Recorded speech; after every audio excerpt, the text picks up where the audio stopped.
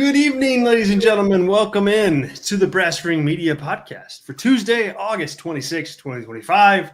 I'm your host, Zach Haydorn. That over there is Tyler Sage. Tyler, are you in hair and makeup? We got people saying that you're in hair and makeup. I did get my haircut today.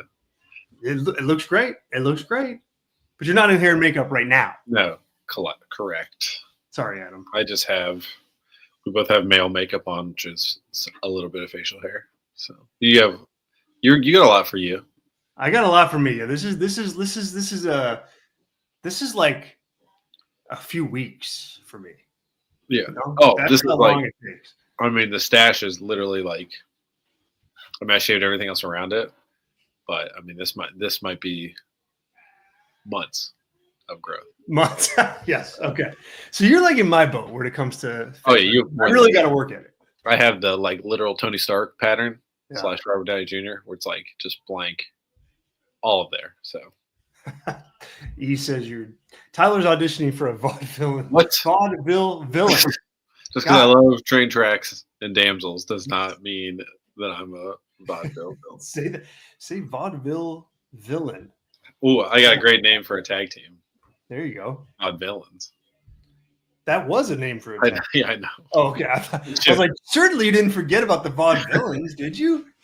Jeez Louise. That's like a staple, early black and gold NXT act right there. Yeah. If they had got released, because what are their names? The one guy's the commentator for TNA right now, right? Yeah, it's I think the WWE name was Aiden English. English, yes. But I don't know the other one. And Gotch. Simon Gotch. Yeah. Yep. Totally would have been AEW guys if they got released in 2019. Yeah. So. Oh, for sure. And like, just, I don't know, how do you miss on that gimmick in like WWE? It's like tailor made for for WWE nonsense tag team division. You know what I mean? Like it's perfect for. Yeah, I mean, Aiden English had a pretty good run being like an opera singer for Rusev. Do you know his hype man? He did. He was. Aiden English went to my high school. Wow. So I was years before him, but he went to this, Lions Township Lions. Lions Township. We're Lions. Roar. Hear us roar. My high school mascot was it exists, the Stallions. Ooh. Do you know what they called the women's teams? The Lady Stallions? They did, which is always funny. Even when I was 14, it was like the dumbest thing of all time. So you know what? I have we've now started talking about Stallions and the Vaudevillains and Aiden English, and I'm going to bring up another thing. Well, that's how hyped we are for this show coming up on. Yes, that's how hyped we are for Clash in Paris. Yeah, I was a college radio kid, freshman in college, sophomore or junior in college, doing like radio at the radio station, and I was calling. I was play-by-play for the women's soccer team, and for some reason, I thought it was a good idea to call them the Lady Redbirds, like as I'm on the air. Yeah. And like probably like maybe like 3-4 minutes in, somebody like walked down the press box and was like, "Hey, like we're getting calls from parents. They're not the Lady Redbirds."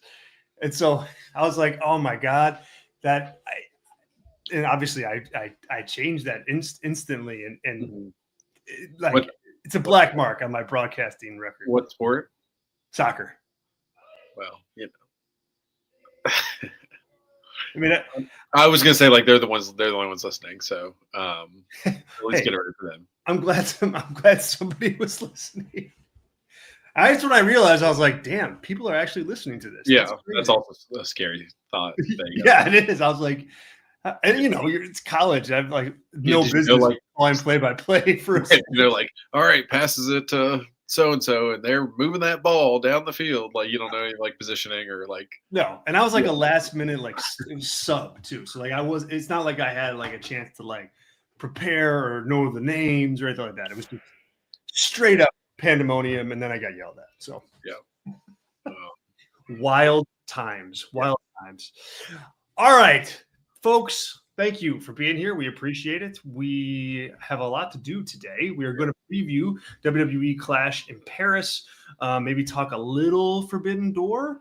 We do have a super chat about that.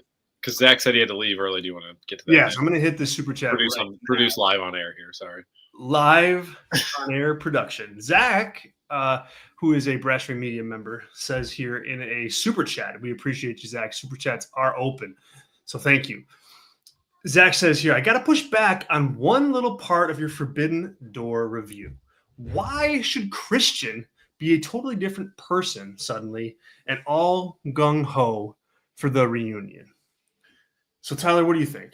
Well, first of all, I guess I've never seen gung-ho written out. Is that how it's actually spelled? You know what? I like to think so. Okay. What is the origin of that? Is that like Mandarin for letting go? Like, you know. I know. I'm just saying, like, something smells fishy about the origin of that to me, and it's probably not good. So anyway. Probably not. Anyway, on the question itself. Yeah, I mean, I don't think we hit this super duper hard in a negative direction. I think for me, it's negative where I want Cope to change more than I want Christian to change. And I'm trying to, like, Zach, if you have like a specific thing of what we said, because like even like a couple days removed from it, like that was not this whole thing with Kip Sabian and Killswitch and Nick Wayne and Mother Wayne has not been really the right vessel for these two guys to get back together and have like that ultimate moment. So I guess my pushback would be like, I'd rather them, if they're going to do it and like make it that first one big and official. I think that's where you are, Zach. Yes. Is like, don't even do any of this. Skip all of this. Have Christian just like decide to help him because he's tired of FTR beating up his friend and just kind of like smooth over it more. It's almost like they're doing too much work for character work that is like already been bad. You need to just kind of like retcon it. That's kind of what I think where we both are, and just like decide what you're gonna do. That's where I'm at, and Zach nailed it here. Zach says, me complained that he hated the story because of the tepidness of the reunion, and that's it. Like, I'm gonna throw the super chat back up so we know what everybody knows what we're talking about. That is the issue for me. It's like, if you want to tell the story of Christian not being sure he's still this kind of bad guy, then do that. But do that outside of the reunion. Like, the reunion should be the end of that story. Like, reunion should be Christian's all good now, and he's with Copeland and they're a tag team. Like, because I think that's what people want to see. Like, that's the money. I don't think people want, or at least I don't want to see a moping Edge and Christian tag team that are just sad because they have to tag together because they don't have to tag together. So like, I don't have any problem with this if this was a long arc, right? If like they're going to take a year to do this, like, fine, I'm good with that. You can then show Christian on this slow, burn of a turn and then joins up with Copeland. Okay, that works. I just don't think it works to do it inside of the actual reunion. Like, to me, the reunion should be at the end. Once Christian finds himself, right? Bam. Then you do it. So it's not that I have a problem with the story. It's a problem that the story is already inside of the tag team. Hopefully that answers your question a little bit better. And I have bad news for Adam. Can you pull up his contract? Yeah. I got bad news, Adam. It's October 26th. So that's when his contract's up? Yeah, not this October. Next October. 2026. Yeah. Ouch. So sorry, Adam. Yeah, sorry, me sorry too. to be the bearer of bad news. Yeah. Man, that'd be perfect if this was the end of this, of Cope. Of Cope's Scope. I don't know, like, how would you grade? I mean, like, I would grade Cope's total AEW run like pretty darn negatively. At this point. Like, I don't know that there's any part of it that has stuck the landing. You know, I mean, there's like hints of stuff that's maybe passable, but generally speaking, he still looks like a fish out of water to me. Yeah. And I mean, this literally was his best match in AEW, like just from like rating the whole thing and like feeling okay about it because that crowd booed it so much. But I mean, everything else is worse than what we just saw, and this was not very good. I think you and I both gave it like 2.5. Yeah, I think I gave it like 2.75 or something like that. So yeah, he's not good. He's got bad instincts. Ever since he came back, he's been bad. WWE too, like all that, the greatest wrestling match of all time included. And just like to be like to be as blown up as he was in that match so early on Saturday too was crazy. Yeah. Or Sunday. Monster truck voice. We've got some. I want to get to some chats here from some of our gold members. We got Sean, who's here. Thank you, Sean. Says it's weird, Zach, but I'm with Barbara on this one. If AEW, they haven't been buddies, so it would be a little weird. Sean also points out Christian beat him up at some point, didn't he? I mean, yes, he definitely did, and that's why I said you can still address that. Yeah, but the issue is like Cope is the one initiating all of this, right? He is like the person wronged in the relationship. He got cheated on by Christian. Right. He's the one who's like, come on, baby. Come back. That's like why it doesn't work as a babyface. Yeah. It's good. That's a good point too. Yeah. He's like, yes. Well, I mean, yeah, that's another element. I just think that they just went too fast with it. And now you can't enjoy it as much as like you in theory want to, or you want your fans to. So that's where I'm at. Zach, thanks a bunch for the super chat, my friend. Hopefully you have a good lunch break and the rest of your day treats you very, very well. We appreciate the support. Thank you very much. We also have Adam Kidd checking in here, a gold member, saying his Rumble return, his being Adam Copeland or Edge, was epic and then all downhill since. Yeah, he kind of got like a raw deal on that return, you know, like you go from that return and then like 4 months later you're doing your WrestleMania match with nobody there. Like, yeah, you know, what was that match? That was not him, the triple threat. That was the next year or 2 years later. That was the next year. So it was against Randy. Oh, it was Randy. That was the greatest wrestling match of all time. Well, no, this was before. Oh, that was later. Yeah. Yeah, that was later. That was the same year, also in front of nobody. But yeah, that was like the false count anywhere, or whatever, because they were like doing DDTs on a trailer in the Thunderdome or whatever. At WrestleMania. PC, Yes. Yeah, they were up on the trailer, and it was like a 40-minute match. Like, it's just complete, like, insanity. Mm-hmm. So, yeah, I mean, but I'm with you. I mean, like, I think his best stuff has been in WWE, but, like, even that is not a great list. Literally, his best stuff is 2 decades ago. Yeah. In the aughts. Right. Was what I mean by that. Not the teens, not the 20s. Yeah. Let's see. Sean says here, Christian as a heel was very fun, other than talking about dead fathers all the time. Yeah, I mean, like, I guess where I'm at with this Christian Copeland thing is like, I'm not sure what it feels like to me is neither guy wanted to do it, and Tony really wanted to do it. And so they landed in this middle ground where they can both kind of still be their singles act guys, but they're doing it together. And I'm not buying that. I'm just kind of like, if you're going to do it, do it. If you're not going to do it, don't do it. But like, you know, you don't want to see like a band reunite and then not play any of their, you know, famous songs. Like, no, who, you know, like I'm seeing Oasis on Thursday, and it's like, yeah, it's like they only played new songs. If they only play new songs, it's like, okay, like it's not bad, but man, I want to just rock out to, you know, Morning Glory or something. It's just like, you know, like I think that they've missed on that, and so yeah, and look, I'm pretty sure that you and I, Tyler, maybe are in the minority on purpose, but that's okay. No, if it is, we're right. So we're right. That's it. I love that.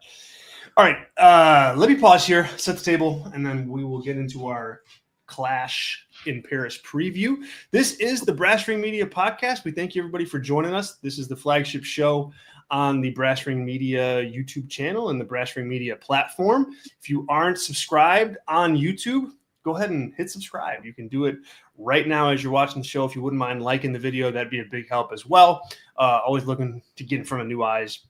So we thank you in advance for that. We've got all sorts of shows that drop on this channel throughout the week. Dominic D'Angelo does a daily-ish hotline. We've got Nocturnal Knockout with Robert on Wednesdays, and then the Kick-Ass podcast with Ashley on Saturday mornings. And you can get another dose of us here with the Brass Ring Media flagship on Thursday afternoons, usually.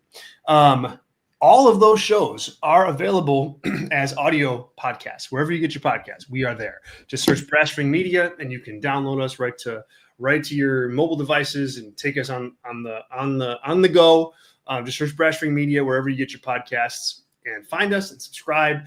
If you are on Apple Podcasts or Spotify and you're willing to leave a 5-star review, we certainly would appreciate that. It helps us find new wrestling fans that want good pro wrestling analysis. So we thank you in advance for that.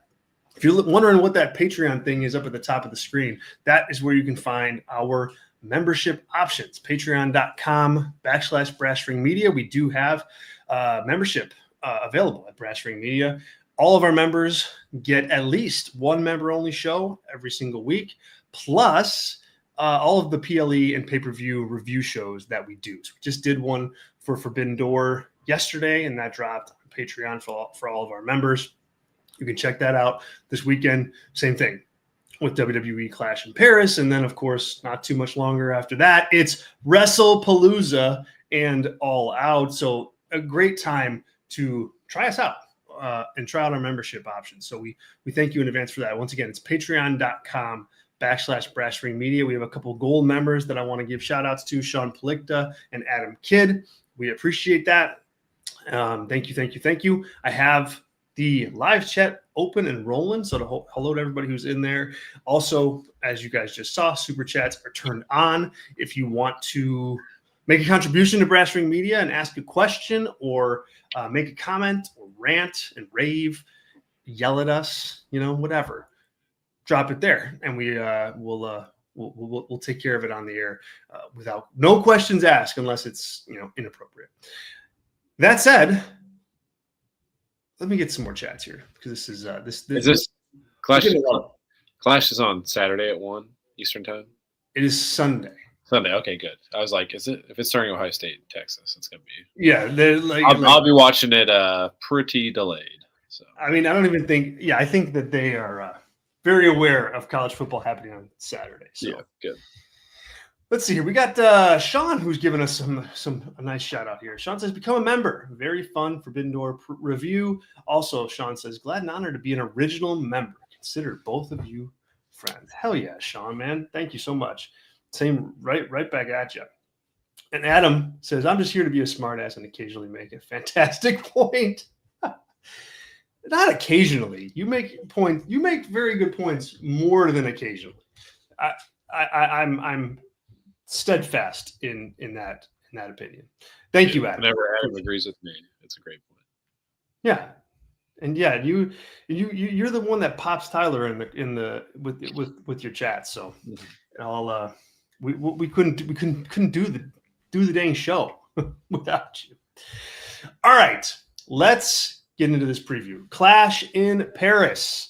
WWE, the August PLE. It's obviously in Paris. Another kind of Clash event. This is a 5-match card. I don't know if it was supposed to be a 6-match card or not, but 5 matches is where we landed on. Yesterday on Raw, they canceled the WWE Women's World Championship match. Stephanie McCure had a title match secured for Clash in Paris. That match is not happening, so it is a 5-match. It's a 5-match card. Tyler, I think this is one of those cards for WWE where they're like, okay, we put it on sale like 18 months ago. Don't check my math on that, but it's a long time ago. It's sold out. It's overseas. We've got like 3 other shows to do in the next 3 months, plus all of our TV.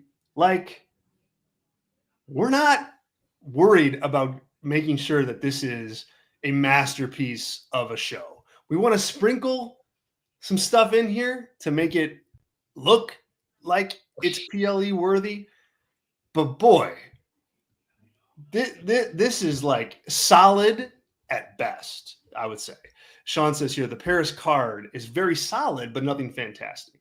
Don't love the 4-way title match. Yeah, we'll get to that. We'll get to that in a minute. So feels like Disney is getting a lot of marquee matches starting in January. Is what this yes, exactly.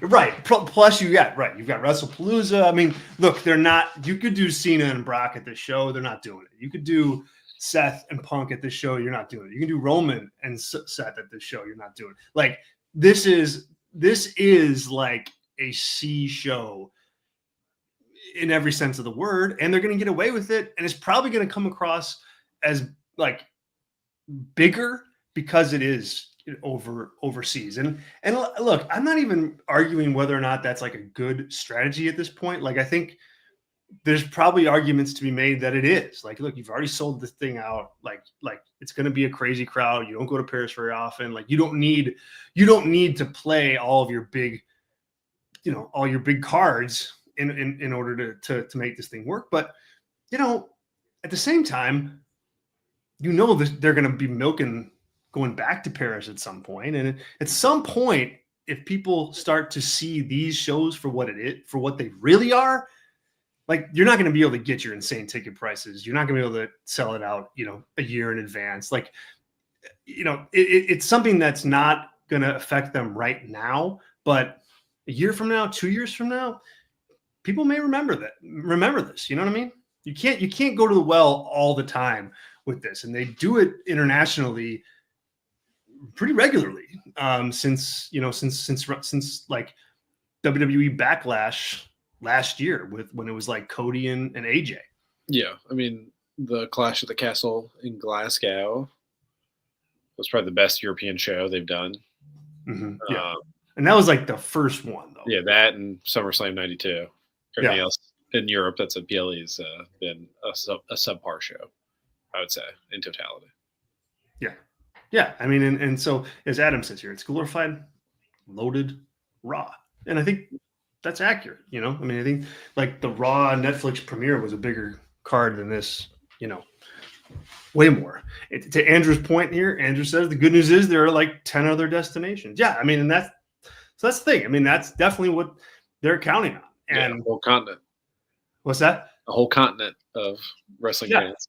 So yeah, I mean, they got tons of places they can go. So again, I want to make sure this is not even like a knock. Like, because if I was running the business, I think I'd be in the same place. Honestly, like, I think I'd be kind of in the place of like, well, all right, we're gonna do this. We're gonna do this Cena match, but we're not gonna do Brock. And like, that makes sense. I'm just my point is to just call out. You can only go to the well so many times. With that, to me, it just feels like Forbidden Clash. Clash, yeah, right. They're not. I don't have a AAA match in there. Like, if a King goes on this card, I'd be like, oh man. Every company is just I mean, kind of phoning it in. I mean, I would say these matches are more built than the Forbidden Door matches were in totality, but the outcomes, my buy-in emotionally, about the same for both these shows. So I think both companies do a little bit, but I think AEW tried to put on like big matches and didn't do a good job like making the match compelling, except for their world titles, since there was no one from outside. But it feels similar to that, of like we are a little bit in an off season for both these companies creatively. All right. So it's a 5-match card. We'll start with the match that was added officially yesterday on Raw. The WWE Women's Intercontinental Championship is on the line. Becky Lynch defending against Nikki Bella. They had a big promo in the middle of the ring yesterday on Raw. One that I was kind of like, Becky's cooking you, Nikki. Becky's just cooking you left and right. And like, so If I'm a dog, why are you? Yeah, I'm just like, come on. Whatever like, that was like so bad.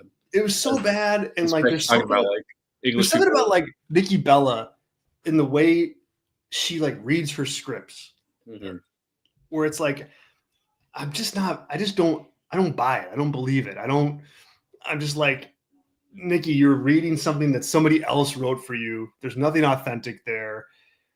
And at the same time, she kind of looks as if it's supposed to be this huge burn, and it's just like, and it just wasn't yesterday. So I'm fine with doing the match. You know, you've got Nikki. This is a good way to get Becky another title defense. She can take down a quote WWE Hall of Famer and Nikki Bella. Like, I get all that. And so to that end, it works. And by all accounts, this could easily have been a match that was added after the fact, because Naomi was announced that she was pregnant. So there's lots of caveats in this, but I just like, this is Becky all the way, and it should be like pretty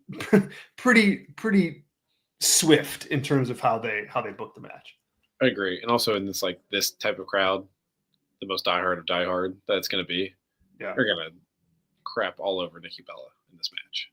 Yeah. So they better know that going into it. And like you said, like, book this in a way to give her some hope spots to get like even a monicum of support by that crowd.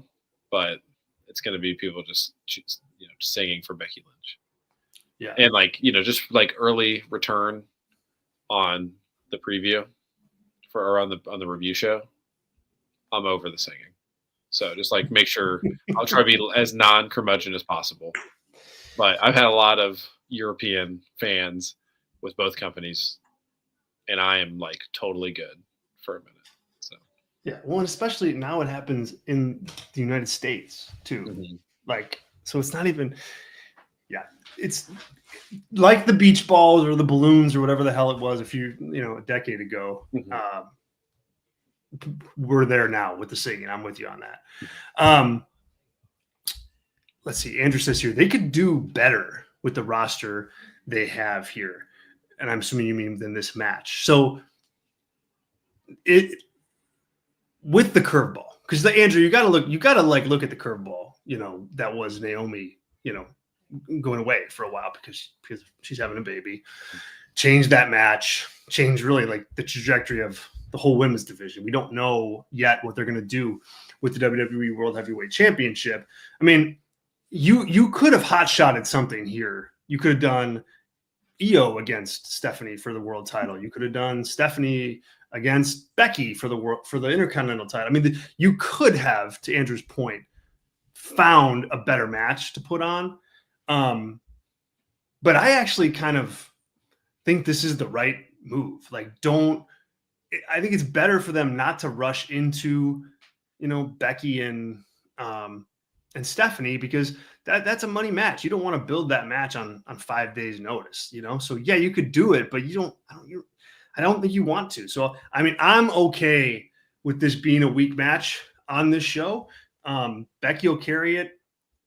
It'll be what it is, but I don't think you want to sacrifice, potential big matches and big time feuds just to have a better match. Yeah.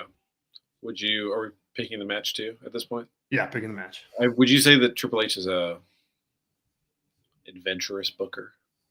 No. Okay.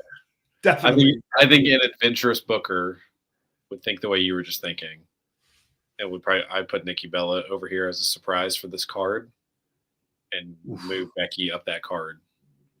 And because she's the closest thing. I mean, she's a better heel than Naomi was, but if you want that like dominating heel at the top, I think there's no one better than Becky to do that right now for that division. Yeah, and especially like to Andrew's point here, crowning Stephanie is a feel-good moment they need. What's the best way to crown Stephanie at this point? Like, because I agree. I mean, I think that's in the cards, and that's somewhere that you definitely want to go. I mean, putting her over Becky is like the ultimate way to do that. Yeah. Just not for the Intercontinental title. Yeah. Or whatever. Becky can win and go for that. I'm saying like make her the world champion. Yeah, beats it. Right. Yes. Even if you want to make her double. I mean, I don't care about this Intercontinental title at all. So I'm not worried about Nikki having it. You can have some like legacy Hall of Famers have it, etc. So Sean says here, I think Stephanie would have won it if Naomi was wrestling. Yeah, that's a big what if. I mean, I think you'll know, because I think Stephanie's probably the next champion here, no matter what. No matter what they do. I think she's the next champion, or her versus Mozilla. Yes. Forbidden Door signee versus Oh my God. Oh, I love it. And Sean also had a where is that note from Sean? Darn, I can't find it. I'll find it when Tyler starts talking. But yeah, I mean, but Triple H, not an adventurous booker, especially on a card like this where he's like pretty much phoning it in anyway. Like, I think he wants to just put on the show, do these matches, and get the hell out of there as quickly as possible. Yeah. That's what I think. Yeah, and no post show, so he's good on that too. And no post show, so he doesn't have to answer any questions about Brock Lesnar. All right. So you're taking Becky, I'm assuming. Yeah. Okay, I'm taking Becky too. All right, then we got a good old-fashioned Donnybrook. Rusev versus Sheamus in a it's not the trilogy, it's the fourth match. Sheamus has won one, Rusev has won one. They've both been counted out, and now they are fighting in this good old-fashioned Donnybrook. Seriously, I think this feud, for better or worse, is one of the better things on Raw on a week-to-week basis, like for me. Like, and it's more of like a testament of where things are at on Raw than this being like this generational feud. But I like this. Like, it's good guy, bad guy. They're going to have a pretty good match together. It's going to be hard hitting. They've got history. Fans are going to be fully in on Sheamus. They're going to be aligned properly. Like, I'm good with this as like a mid card, low card match on an international PLE. And I think it speaks to how rough Raw has been when this is your kind of your top story. Well, yeah, I mean, Raw is Vision stuff to open and close. Dude. And then it's a lot of Judgment Day stuff. A woman's match that may or may not be Judgment Day affiliated, and then Penta does something. And then New Day to do something.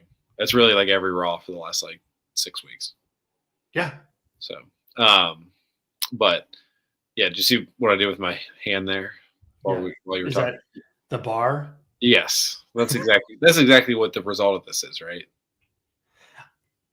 Yes, I think that could easily be. Yeah. So I mean, that's what else you do with those guys, right? Like, yeah, and I don't think it's a bad idea either.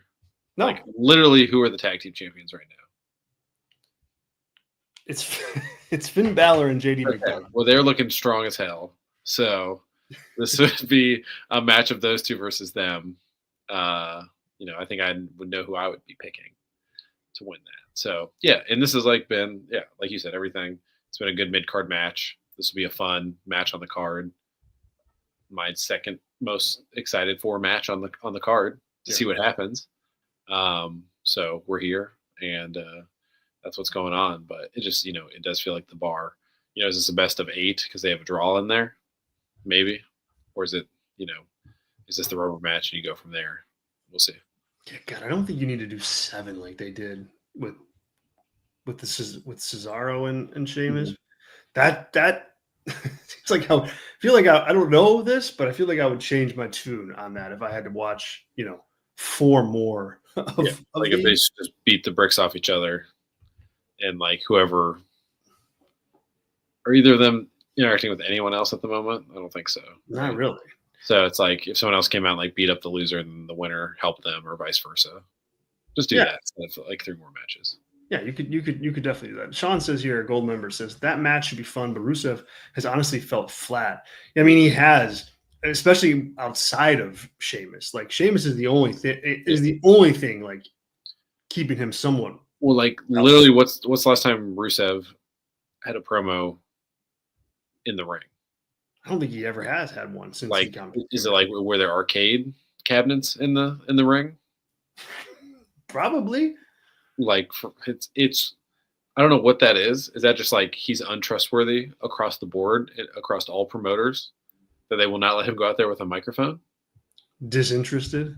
Yeah, I mean, it's got to be like it's a through line between both companies. Like, I mean, everybody that was a malcontent leaving WWE, a malcontent the entire time at AEW, is now like exactly in the same boat. It's just so indicative of that character and how much he's not trusted or doesn't care or whatever. So yeah.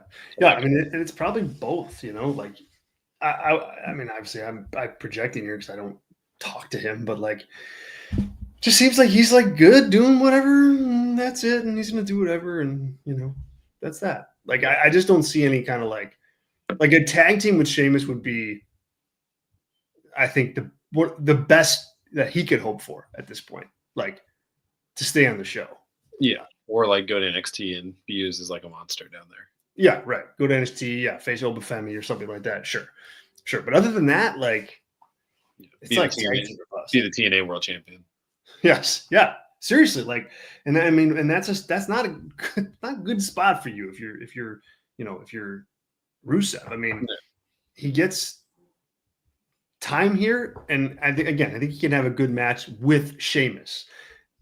But man, he hasn't been able to show that he can replicate it with anybody else at all. I mean, like, were these guys exactly equal?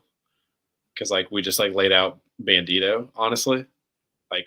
Could be a tag team champion, is the tertiary promotion world champion. Like they're like the same guy, and I think it's being polite to Rusev. Being right, I was just going to say that's polite to Rusev, and I think Bandito might be angry with you for making that comparison. Well, he's telling him to take his mask off and show me that handsome face. Bring it. All right, now we also have here. I can. Pull this thing up. Roman Reigns against Bronson Reed, the man carrying the Shula Fala around his neck, a bunch of Roman Reigns shoes. Tyler, you take this one first. What do you think? Yeah, does this go first? Likely. Yeah, which makes sense. Get Roman out there first, get cheered, for 10 minutes in the ring, be acknowledged, have. I don't know what gimmick they do. I'm excited to see what Bronson Reed walks out with. Does he is like a film? Do they film him shopping at like a sneaker store in Paris, like they do with those guys, and he buys like $5,000 worth of sneakers, ties them all together, and walks out there with like 25 sneakers around his neck? So whatever, it's gonna be funny. So I'm excited for all of that. The match itself, like this is like what Roman is as a babyface, and that I care more about this match than I have any right to. Yeah. It's his first singles match since losing the world title? ? I think so. So that's a lot, at least on a pay-per-view. I doubt he's working singles match. Oh yeah, he worked the singles match against Solo on Netflix. But this is the first solo match, I think, on PLE since WrestleMania 40. So, we'll see what they do there. I mean, it's a decisive victory for Roman. You probably save all your shenanigans for Seth. I mean, there's not much to this on that front, but I'm excited to see like the beginning and then just getting Roman over. Is this like more than 10 minutes? I would doubt it.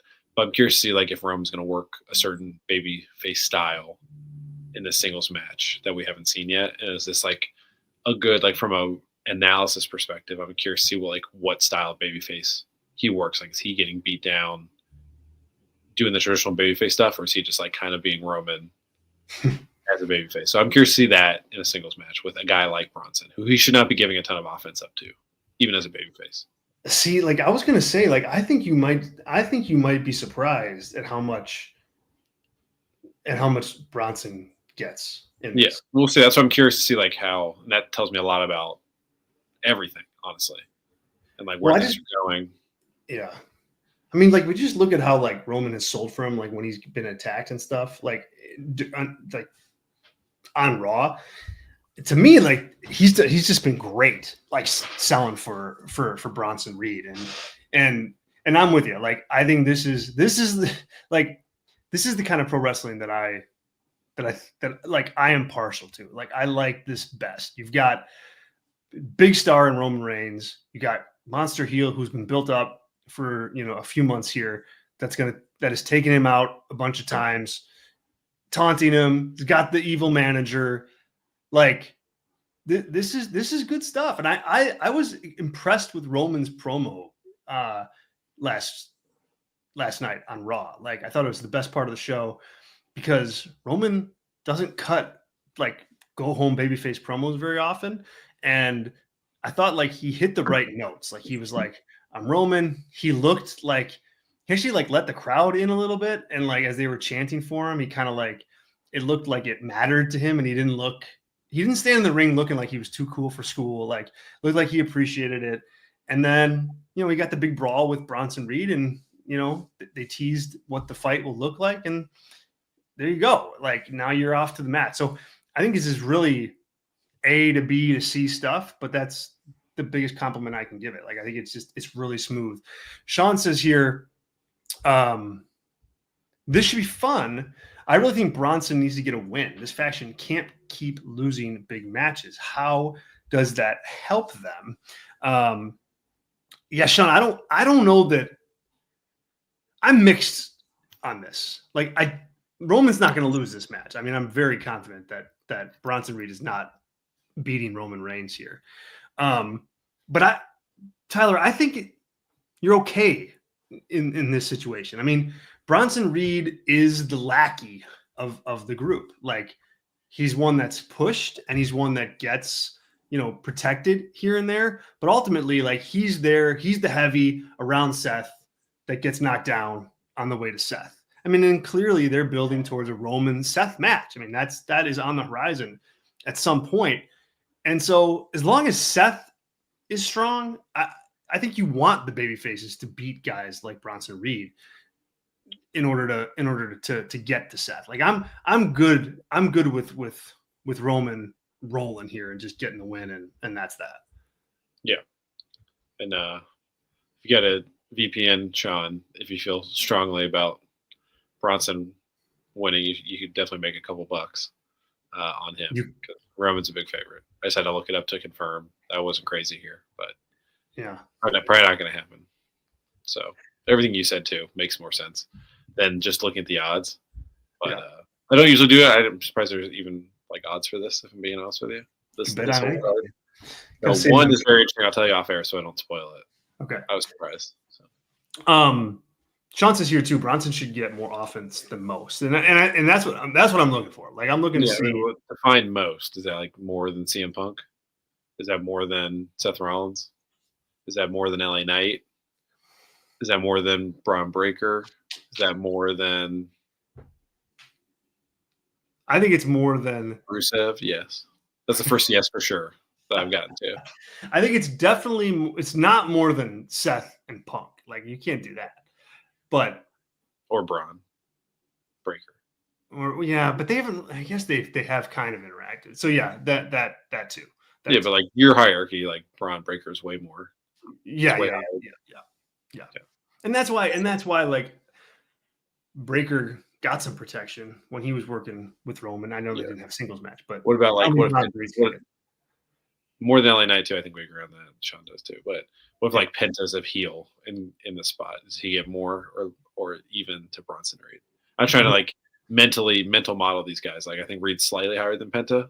Yeah. I don't think it's much more in the eyes of Triple H. And I think that's definitely higher than Penta. But yeah, I don't think Seth's the champion. Punk is the top guy. Like, so. So we're both taking Roman Reigns, I'm assuming. Yes, for sure. Okay. Now we have, speaking of Seth Rollins defending the WWE World Heavyweight Championship in a fatal four-way against LA Knight, CM Punk, Jey Uso. Those two babyfaces can't get along. They super kicked each other yesterday. They've been fighting for 2 weeks. Well, they got together at the end, kind of. Seth is just going to let him fight it out. That's what he told Braun Breaker at the end of the show. Like, just let him go. Let him go at it. I'm so done. I'm just so done with this. Like, I think it's obnoxious that Punk and Jay and LA Knight just can't get along to just get to the match with Seth. To me, it's be reasonable people. Why is Jay super kicking CM Punk yesterday? Jay is the ultimate good guy babyface that everybody loves, and everybody loves Punk. Why are you super kicking him? What is the point? What story are you trying to tell there? You're going to fight on Sunday. That's enough. That's enough for me. I just am not into the will they or won't they, can they or can they not get along. I'm just done with it. It should be embargoed on WWE television for 5 years. It's just way overplayed. And I think this gives you a clue as to where things are going. Seth's not losing this match. LA Knight's in there. Jay's in there. One of those two guys is getting pinned, and it's probably not even going to be clean. I'm not interested in this. No, it's a Braun spearing LA Knight and Seth curb stomping him. Right. Yeah. That's your finish, without a doubt. If that was, oh man, I wish that was the exact finishing sequence. I would. Well, dude, I mean, it really could be. Yeah, that's the finish for sure. I mean, it's already 1, 2, 3, get out of there. But yeah, I mean, everything you're saying, I liked it a little bit more last night of Jay listening to Roman. And I think okay, fair. That's interesting for the Roman perspective, because it's hey, don't trust this guy, and then Roman's the guy who, that's also Paul Heyman and CM Punk. Next week or the week after, whatever happens here, can be so you didn't trust me, but you're going to trust this guy who literally stopped you from being world champion at SummerSlam. Mm-hmm. So that's an interesting foil. So I got bad news for you on the will they, won't they? Because that's going to be Jay's story going into all of Blood and Guts War Games. So just be ready for that until Thanksgiving. But yeah, I also am not a huge fan of that. Will they, won't they? And, it's more dumb baby faces. Yes, right. And that's the worst part. That's always been a bad trope of WWE. That's why I think Hangman Page is a great baby face. And even if you like Cody or don't like Cody, he's not stupid. So that's why he's a more effective baby face. Yeah.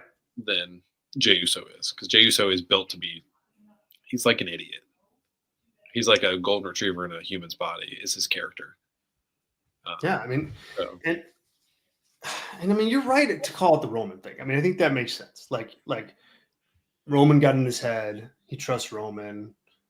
All right, he did what he did. But also, a big part of the Jay arc is being in his own man, being his own guy, standing with Roman, but not, being dictated to by Roman. And so I think you're right. I think you could play that out the way you did. And that makes sense for why he would kick Punk. But it's just would the Jey Uso character kick Punk like that? I don't know. I would argue no.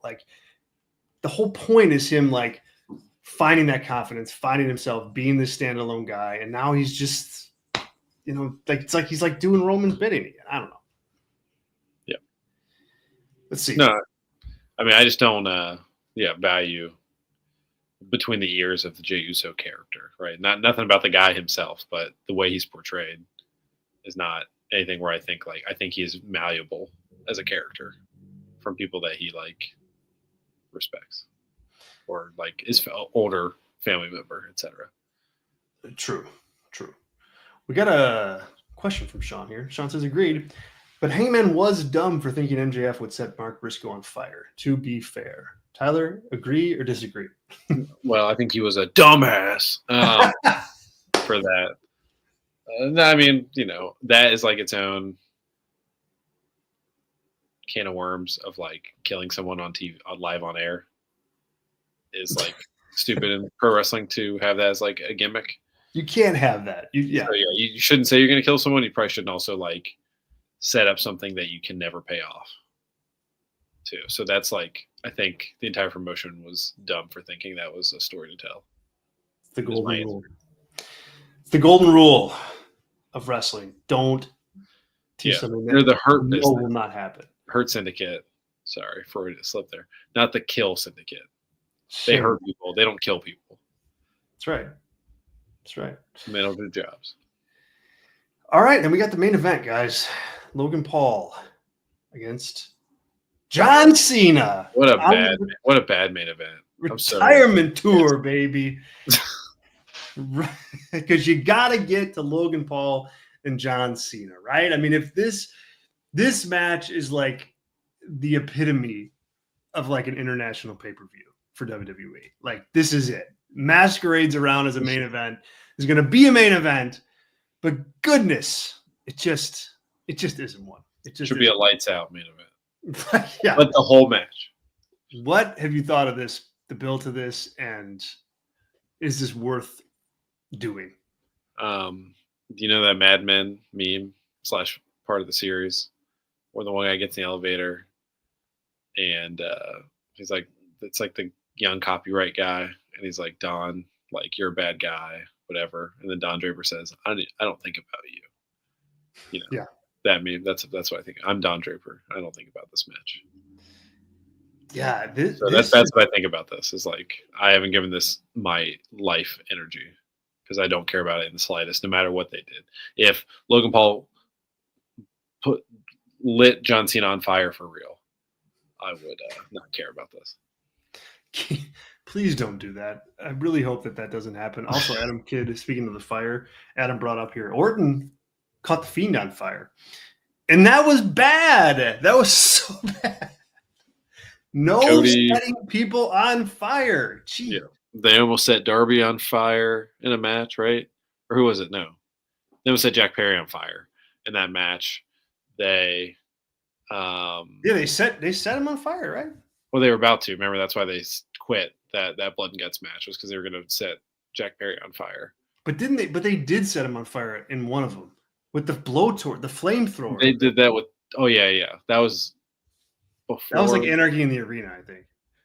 Yeah. Either way, like, it's always bad idea. Cody through the fire table with Sammy Guevara. Oof.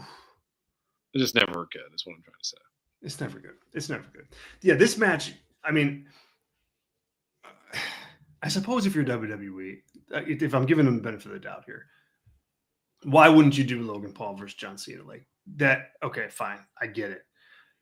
But man, like the interaction they had on SmackDown was kind of like eye roll inducing. It's like, you guys are talking about being fake and all this, and it's just like, come on, like, can you guys talk about like wanting to like beat each other up and fight each other? Like, you're talking about Pokemon cards, and like, look, nothing against Pokemon cards or people who like Pokemon cards, but it's just like, that's not a reason to fight. That's not a reason for Logan Paul to want to fight John Cena. Like, I just think that they're doing this match and they've put the least amount of effort possible into getting it done, and it shows. And it shows.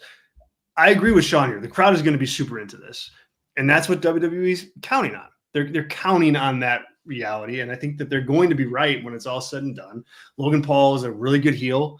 He's a really, he knows how to get heat, and John Cena right now is beloved babyface. So, it's going to be easy for them, I think, to have this match, but I think it could have been like, I'm not somebody that is obviously voting to see this match as part of John Cena's retirement tour, but assuming you're WWE and you go, hey, we want to do this, I just would have made it better. It's just, I don't even think it was compelling really on much of any level. Yeah. And he's got 4 matches left after this? He's got 4 matches left. Yeah. So it's like, would you rather see him, Braun Breaker, Roman Reigns, Seth Rollins, Brock Lesnar, Gunther. I mean, all those for sure before this. in my opinion. Even Brock. Let's be honest. I'd rather watch that than this. Even I'd Brock. rather see him. I'd rather see him take on Dominic Mysterio. I'd rather him take on Bronson Reed. Yeah. I'd rather him take on someone from NXT to give them the rub. So just like all of that as well. On top of everything you've said, it's just such a misuse of this run. Yeah. As a result. So. And again, like even if like you decided like, okay, we have to do Logan Paul against John Cena, just make it good, make it better. Like act like you've like put some thought into it. And I don't know. I just don't think they have. I mean, obviously I'm taking John Cena here. Sean says, hopefully Cena's motivated because I think Logan should win, but he won't. Yeah, he's not winning this. That's for sure. Yeah, I mean, I actually agree with Sean on this as well. Of like, if you're going to like, now that Cena's a babyface, it's like, what is the point of him winning all these matches besides like the feel good moment? Right. So it's like, yeah, if I valued Logan Paul at all, I would have him win to use that forever. He would like never have to win another match. And he could always say he beat John Cena at the end. Yeah. But Cena's going to win, to be clear. So. Yeah, Cena. Yeah, right. Cena's going to win. Do you think, or do you have an idea at this point, given that we know we're seeing this match now, and we're going to see likely Brock Lesnar against John Cena on that first ESPN show, WrestlePalooza. Mm-hmm.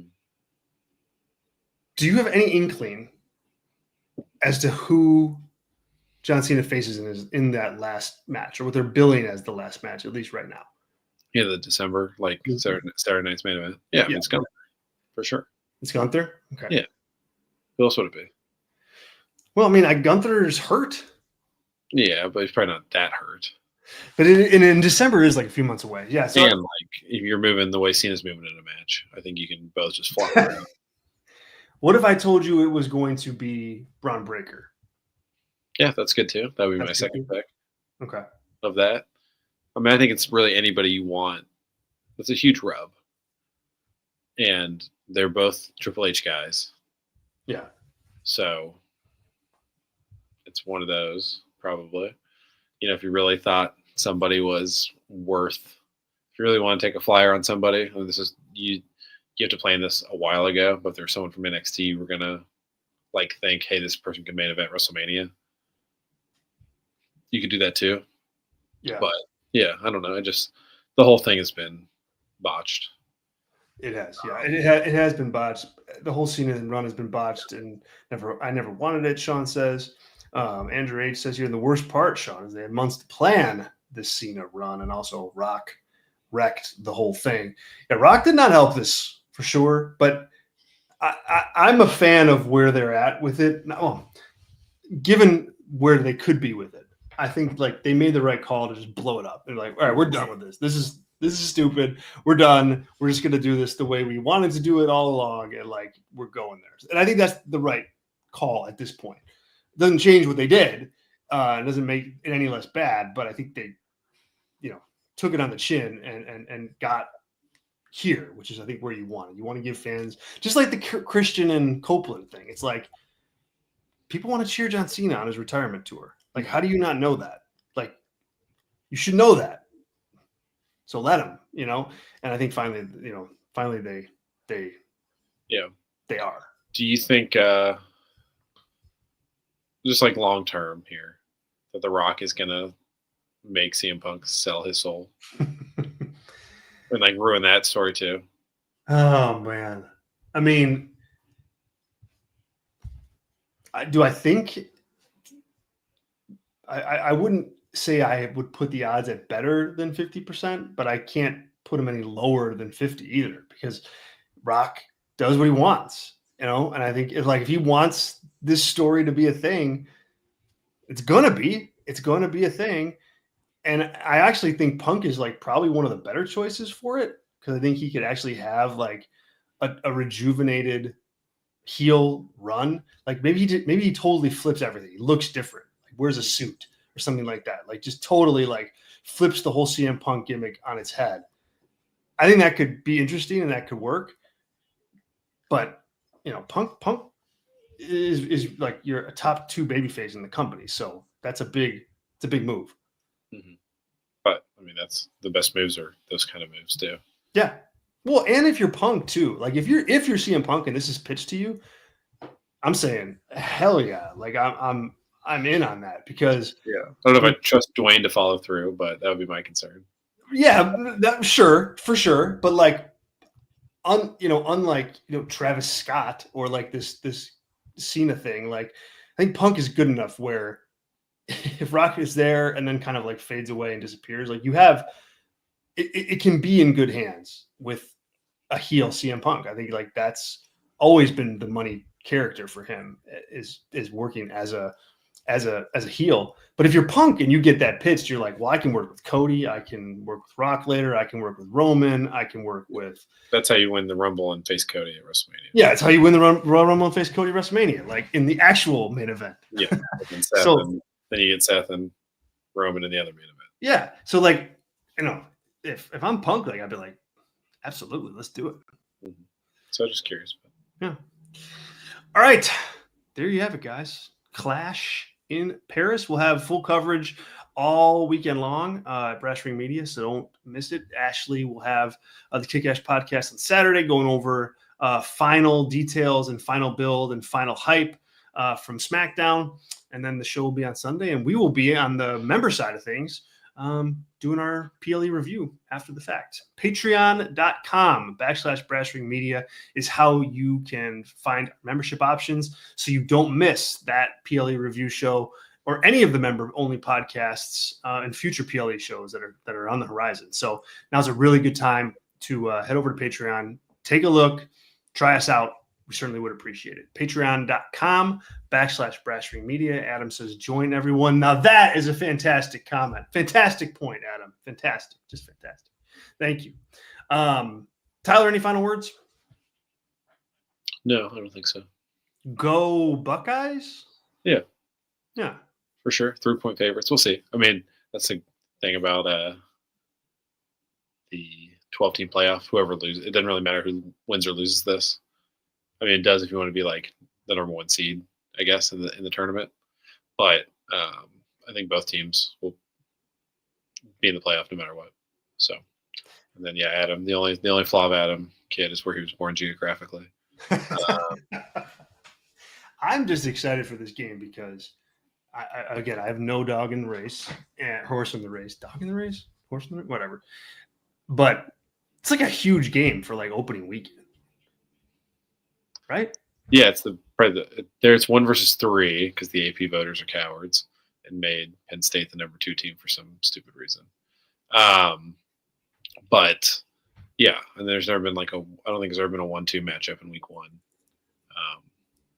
So this should be a 1-2 matchup, but yeah, it's huge. I mean, huge, just totally huge. Appointment viewing for the So it's just been known for a decade. So for me, I guess that's why I'm not as oh yeah, it's huge because I'm just used to big games with the team I cheer for. So, yeah. And then who's Nebraska playing, Andrew? I know they play Thursday. It's a big game. Are they playing? They play a Thursday night? Yeah. I mean, Andrew's a Nebraska fan, so I know that's what he's talking about when he says the real game's Thursday night. Let's see. I'm going to Google I'll answer quickly. It is. Do you want me to tell you? Yeah, it's fine. Cincinnati. Oh, Cincinnati. Yeah. In Lincoln? In Cincinnati, I think. Oh, really? That's weird. I mean, I know they're big. I can't tell. It's in Cincinnati. Yeah, it's at Nippert. Yeah. So, yeah, hopefully Dylan balls out for Andrew. Oh, it's an Arrowhead. Yeah, that's why. Yeah. That makes cool. sense. Well, yeah.